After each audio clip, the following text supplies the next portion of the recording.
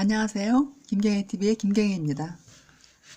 현진건의 단편소설 까막잡기 낭독해 보겠습니다. 자네 음악회 구경 아니 가려나? 저녁 먹던 마트에 상추는 학수를 꼬드겼다. 상추는 사내보담 여자에 가까운 얼굴의 남자였다.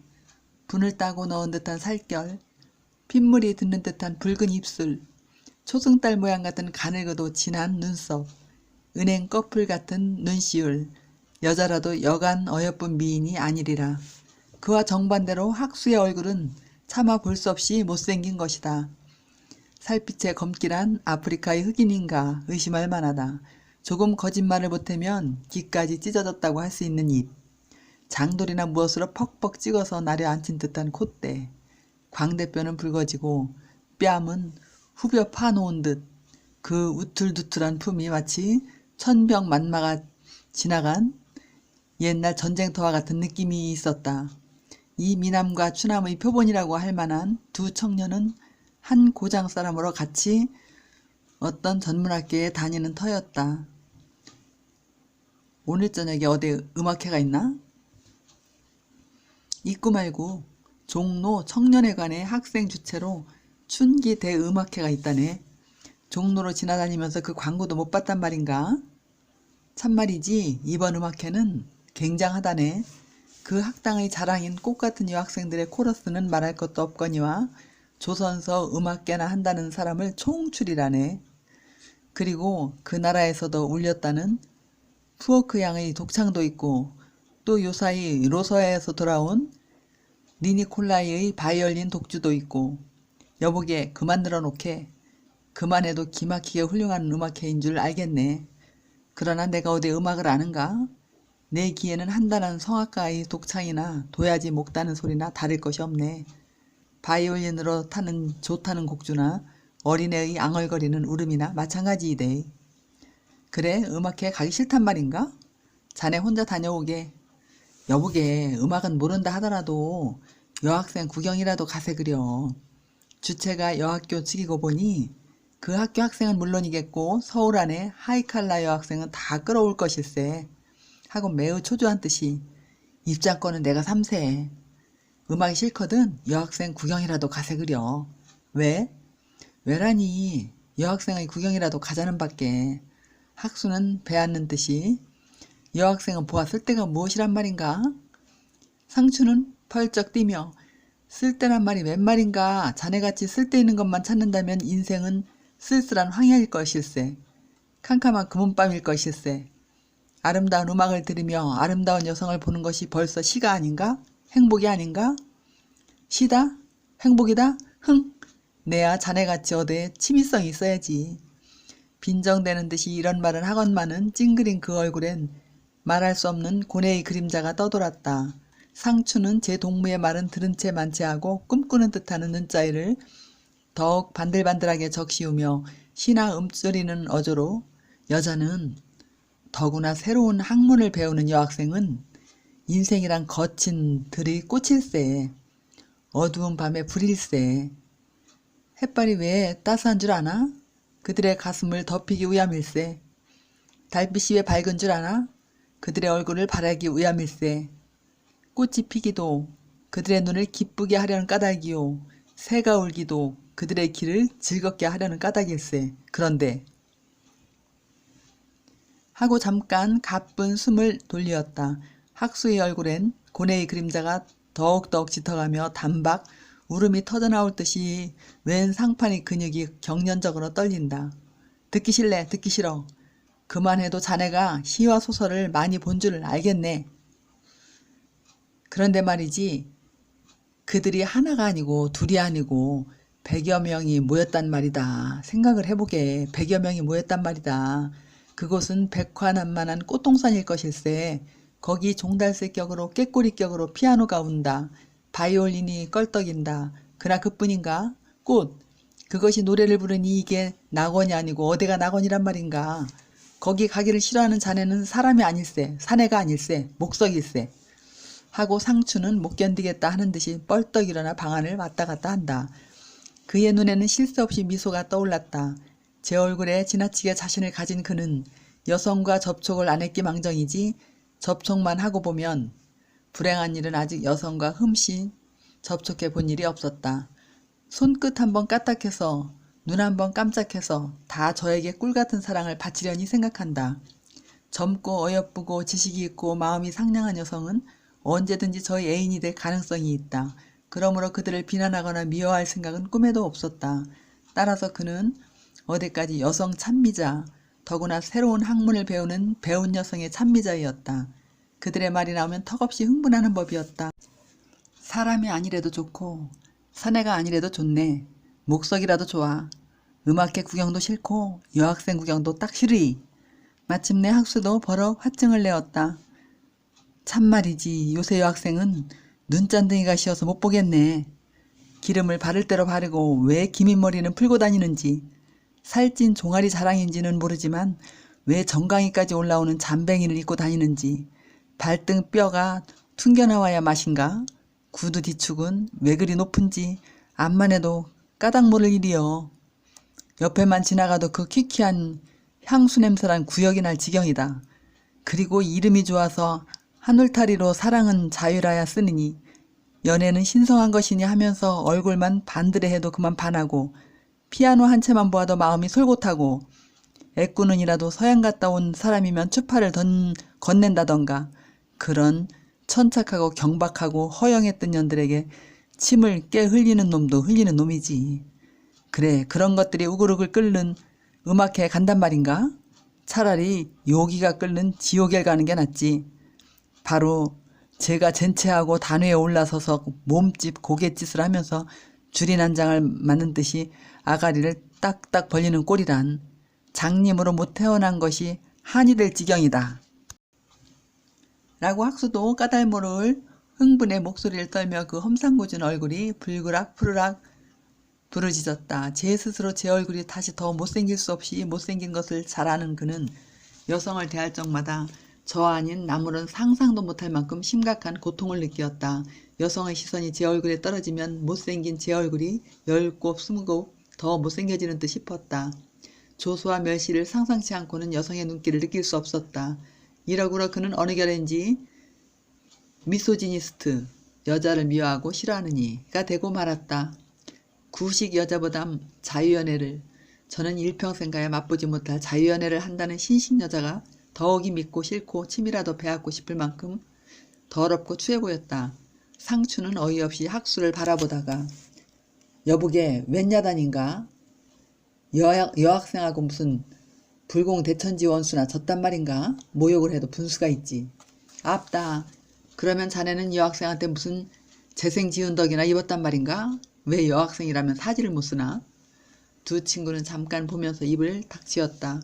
이윽고 상추는 또 방안을 거닐다가 화증난 듯이 문을 열고 튀 하고 침을 베앗았다. 봄밤이다. 생각이 젖은 처녀의 눈동자 같은 봄밤이다.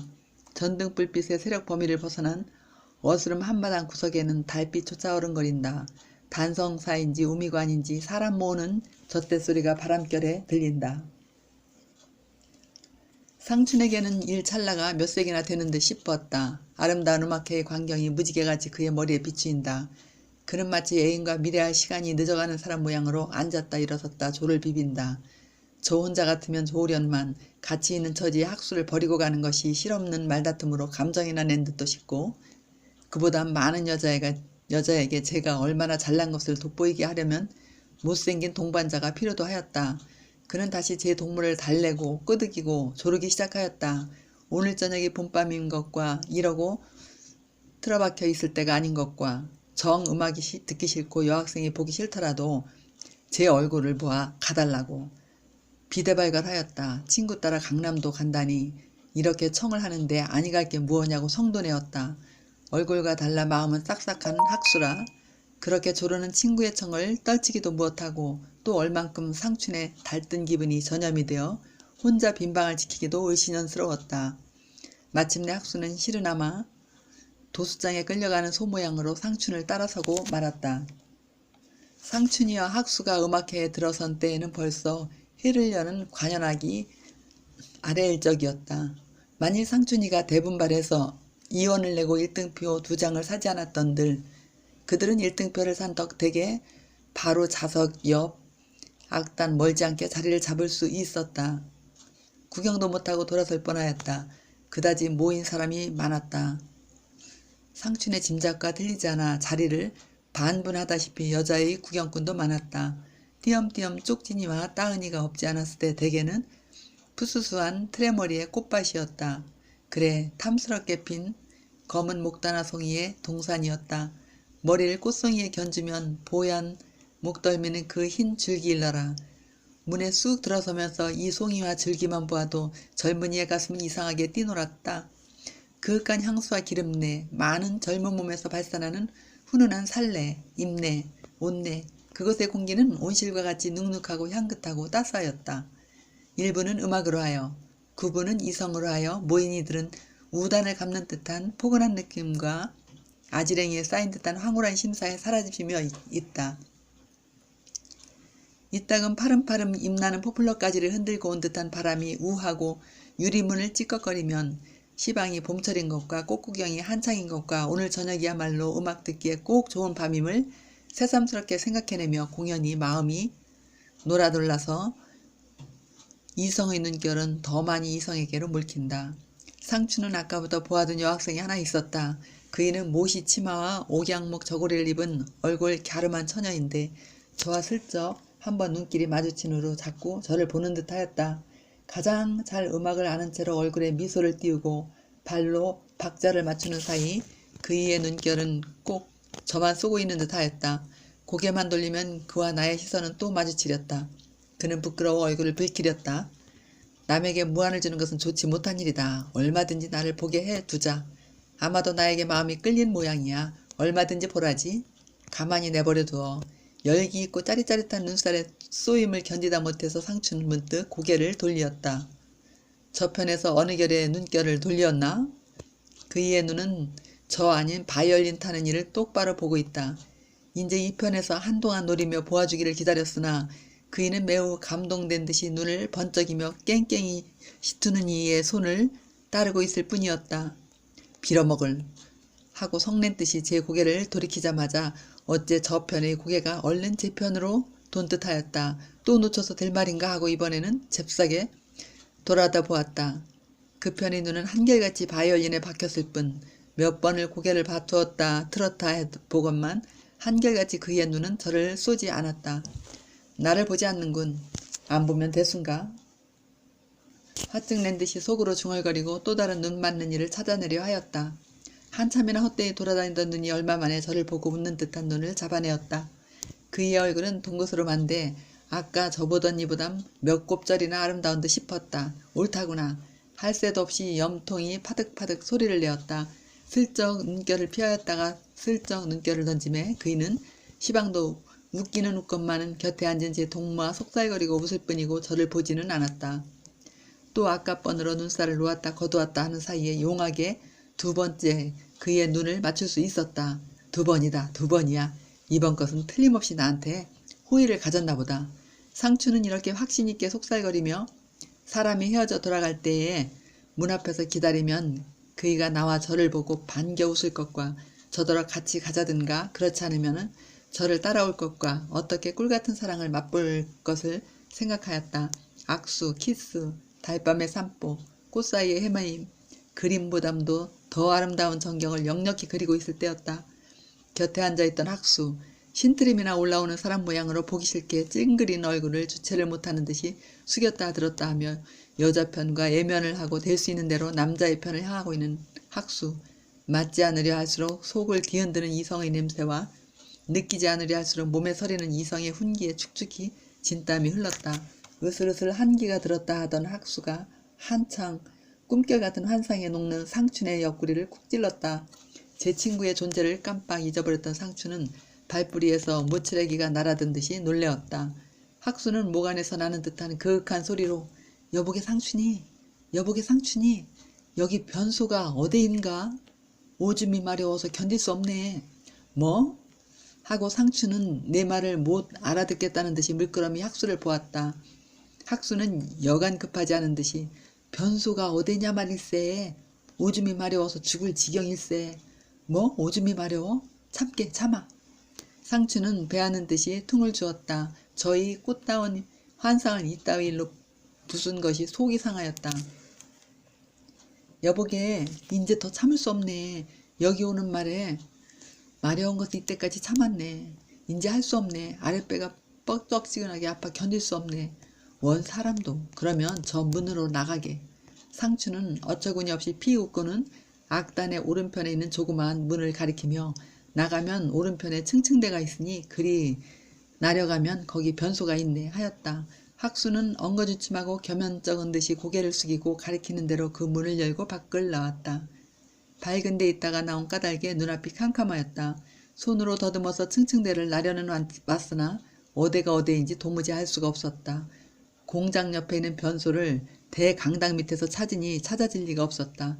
헛되이 층층대를 끼고 얼무적 하다가 하는 수 없이 층층대 밑에라도 할 즈음이었다. 괴상하고 야릇한 일이 일어나기는 그때였다. 문득 뒤에서 똑찍 하는 소리가 들리자마자 방망이 같은 무엇이 훌쩍 어깨를 넘을 겨를도 없이 등 뒤에 물씬한 것이 닿으며 보드랍고 싸늘한 무엇이 눈을 꼭 감긴다. 학수는 전신에 소름이 쭉 끼치며 하도 놀래어 악소리도 지를 수 없었다. 내가 누구예요? 물어 죽이는 웃음과 함께 낮으나마 또렷또렷한 목성이 묻는다. 왜 아무 말도 안 하세요? 놀랐어요? 하는 소리가 나면서 눈 가렸던 물건이 떨어진다. 일시에 등에 대었던 것도 떨어지며 가벼운 힘이 어깨를 흔들자 눈앞에 뽀얀 얼굴이 어른거렸다. 이 불의에 나타난 괴물이 학수의 얼굴을 알아보자마자 그 편에서도 매우 놀란 듯 에그머니 하는 부르짖음과 함께 그 괴물은 천방지축으로 달아난다. 학수는 얼없이 제 앞에 나는 듯이 떠나가는 괴물의 뒷골을 바라보고 있었다.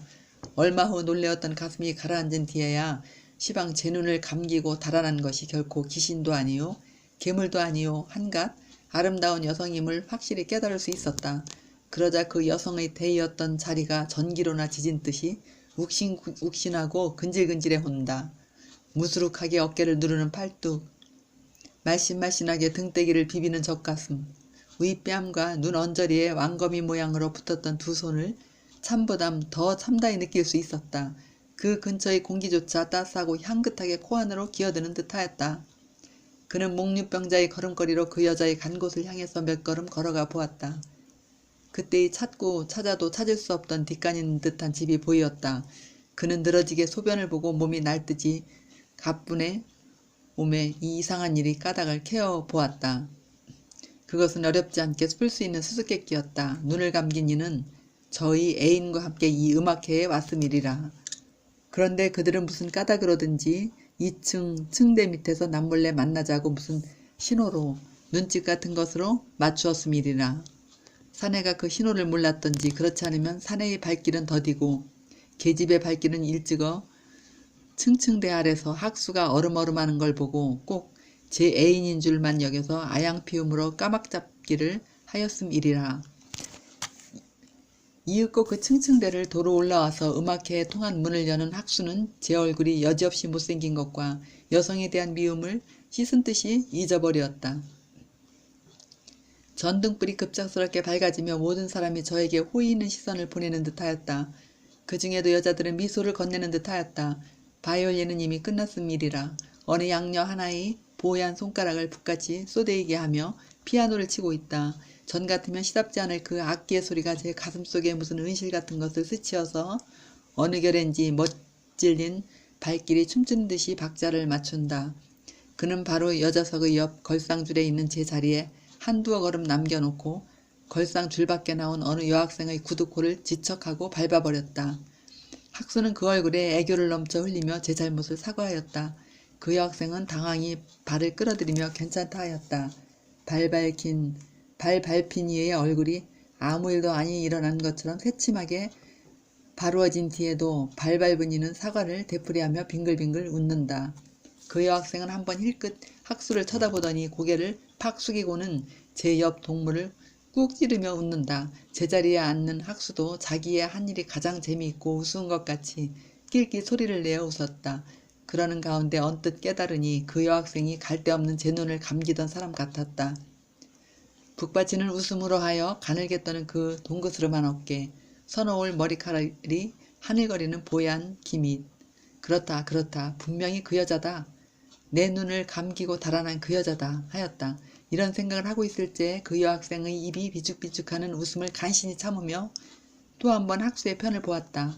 그의 광대뼈가 조금 내민 것을 알아보자 학수는 그이가 아니로구나 하고 고개를 쩔레쩔레 흔들었다. 찡그린 상판을 남자 편으로 향하고 있던 학수는 인제 번쩍이는 얼굴을 여자 편에게로만 돌리어서 저와 까막잡기 하던 일을 찾기에 골몰하였다. 여러 번 그이인 듯한 여학생을 찾아내었건만 눈썹이 경성다못도 하고 입이 크거나 작거나 하고 이마가 좁기도 하며 코가 높거나 낮거나 해서 정말 그이를 알아맞추는 도리가 없었다. 그릇 알았든 옳게 알았든 비록 눈도 한번 못 깜짝일 짧은 동안이라 할지라도 저를 애인으로 생각해준 그 여자는 여성으로서의 모든 아름다움을 갖추고 있었을 듯 하였습니다. 상추는 상춘으로 그 얼굴이 동구스름한 여학생과 눈을 맞추며 기뻐하고 있었다. 시선이 맞질리기가 벌써 4번이나 된다. 음악회는 그럭저럭 끝나고 말았다. 상추는 저와 4번이나 눈이 마주친 그 일을 기다리면서 학수는 혹 제 동무들과 섭슬려 나올는지 모르는 제 눈 감기던 그 일을 기다리면서 두 청년은 청년회관 문 앞에 서 있다. 상춘의 그이는 나왔다. 무슨 할 말이나 있는 듯이 상춘은 한 걸음 다가들었건만 그이는 거들떠보지도 않고 제 갈대로 가버렸다. 나오는 이 족족 새로이 얼굴을 검사해보았건만 학수의 그이는 없었다. 사람들이 다 헤어진 뒤에도 잘난이와 못난이는 사라지려는 아름다운 꿈을 아끼는 듯이 우두커니 서 있었다. 아까 음악당의 유리창을 비걱거리던 바람은 휙휙 먼지를 날리며 포플러까지를 우쭐거리게 한다. 반 넘어 서쪽으로 기울어진 초승달은 새악시 파리한 뺨같은 모양을 구름자락 사이에 드러내었다. 달이 있군. 상추는 하늘을 쳐다보며 한숨 지었다.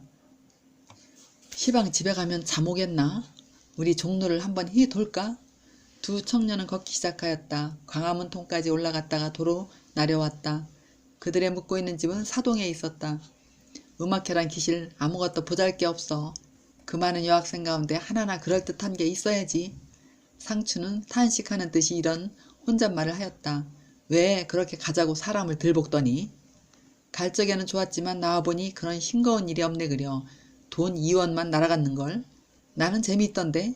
상추는 턱없이 빙글빙글하는 학수를 바라보며 의아한 듯이 왜 음악회라면 대경 질색을 하더니? 딴 음악회는 다 재미없어도 오늘 것은 매우 재미있었어. 그런데 여보게 사랑 맡은 기신은 장님이라지? 그것은 왜 묻나? 글쎄 말일세. 그렇다네. 사랑을 하면 곧 이성의 눈이 감긴단 말이겠지. 그러면 나는 오늘 저녁에 사랑을 하였는걸. 사랑 맡은 기신의 은총을 입었는걸.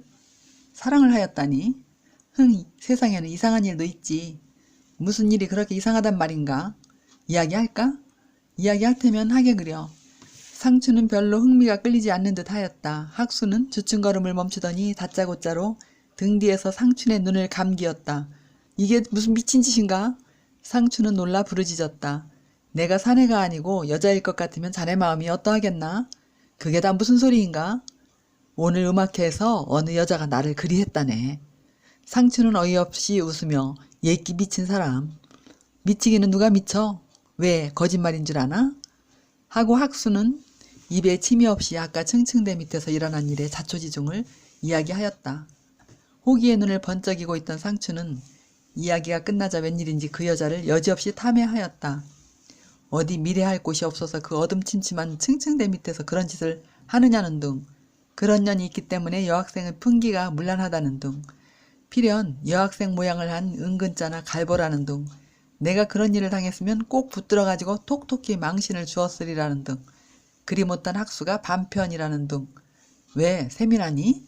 생각을 해보게. 보들보들한 손이 살짝 내 눈을 가리었단 말이지. 내 등에 그 따뜻한 가슴이 닿였단 말이지. 내가 누구예요? 하는 그 목소리?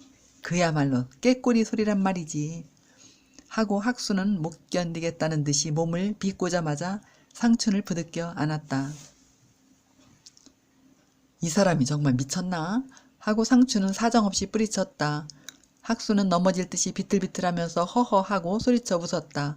그들은 벌써 사동 입구에 다다랐다. 상추는 부인 상해로 무슨 살 것이나 있는 듯이 들어간다. 어디 갔다가 돌아오는 길에는 이 상해를 거치는 것이 그의 버릇이었다. 전일엔 상춘이가 암만 졸라도 좀처럼 들어가지 않던 학수 이것만 오늘 밤에는 서슴지 않고 상춘을 따라 들어설 수 있었다. 상해에 들어온 뒤에도 학수의 웬 얼굴에 퍼진 웃음의 그림자는 사라지지 않았다. 이 꼴을 보고 상춘은 의미 있게 웃고는 벙글거리는 이를 슬며시 색경과 경대를 벌려둔 대로 끌고 와서 귀에 대고 소곤거렸다. 여보게 거울을 좀 보게. 벙글거리던 이는 무심코 거울을 들여다보았다. 저놈이 웬 놈인가? 지옥의 굴뚝 속에서 뛰어나온 아기 같은 상판으로 빙그레 웃는 저놈이 웬 놈인가? 입은 찢어진 듯이 왜 저리 크며 잔등이 움퍽한 콧구멍은 왜 저리 넓은가? 학수는 제 앞에 나타난 이 추한 그것 같은 괴물을 참아 제 자신으로 생각할 수가 없었다. 얼마 전에 사랑 맡은 여신의 은총을 입은 제 자신으로 생각할 수 없었다. 그러나 이 더할 수 없이 못생긴 괴물이야말로 갈 데 없는 저임에 어찌하랴. 다른 사람 아닌 제 본체임에 어찌하랴. 그의 눈앞은 갑자기 한 금은밤같이 캄캄하였다.